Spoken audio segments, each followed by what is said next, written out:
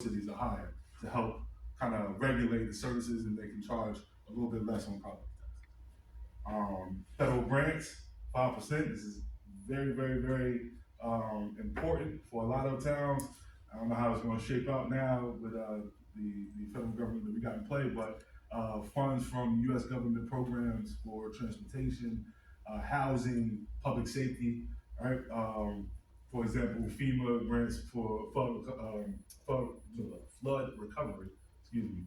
But the federal government also provides, like we were talking about, FHA, they provide a lot of grants and funds to municipalities for transportation and public safety as well. All right, bonds and loans. All right, this is another big one. Does everybody know what a municipal bond is? Please explain. Is that okay? All right. That's all right. Okay. So think of a municipal bond as it's like a security, right? Like stocks or anything else. Right. And essentially, the government is getting a loan from somebody, right? Usually a private person, in which they're promising that, hey, if you give us this money, we want to build a new school. We want to fix our roads. You give us this money, we promise to pay it back over time with interest. To get more money to yours. So that's a great investment vehicle for those who are interested in that.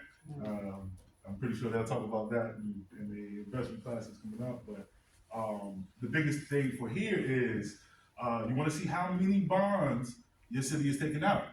All right, that must be repaid with interest.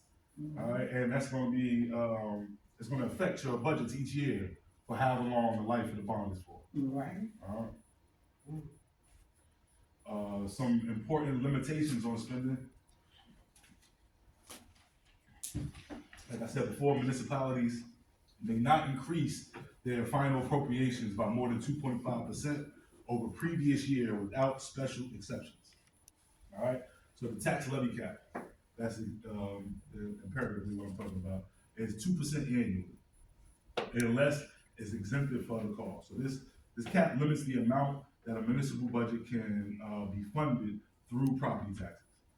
If the municipality needs to exceed this cap, they must apply for a levy cap waiver with the Division of Local Government Services and the Local Finance Board. That's another thing that you want to look for in your budgets. Are we over the tax levy cap? Why or why not? These are things that your council should be able to explain to you very easily.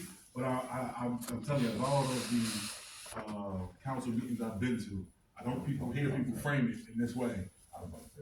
Exactly, and because you're not framing it this way, you're giving wiggle room for people not to answer you.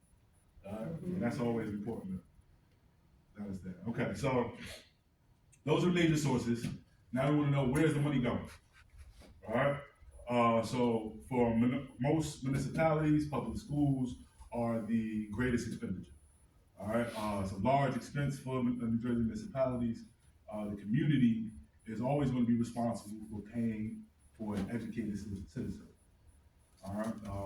It's funded by property taxes and state aid. Okay. And so, for example, New Jersey spends over Jersey City, excuse me, spends over $600 million annually on public schools. They have a lot of public schools there, and also a lot more residents, so it makes sense. Police and fire department, a good 20 to 30%. All right, salaries for officers, firefighters, emergency responders, the equipment that they need to be able to do those jobs, body cameras, police cars, guns, all of those things. The trainings and the pensions for each one of these positions. And then these are your essential services, right? So they must be funded accordingly.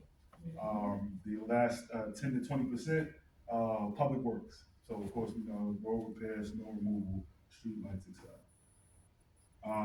Good 10 to 15%, and a lot of municipalities, and if it's higher than 15%, you need to be paying attention to that. Where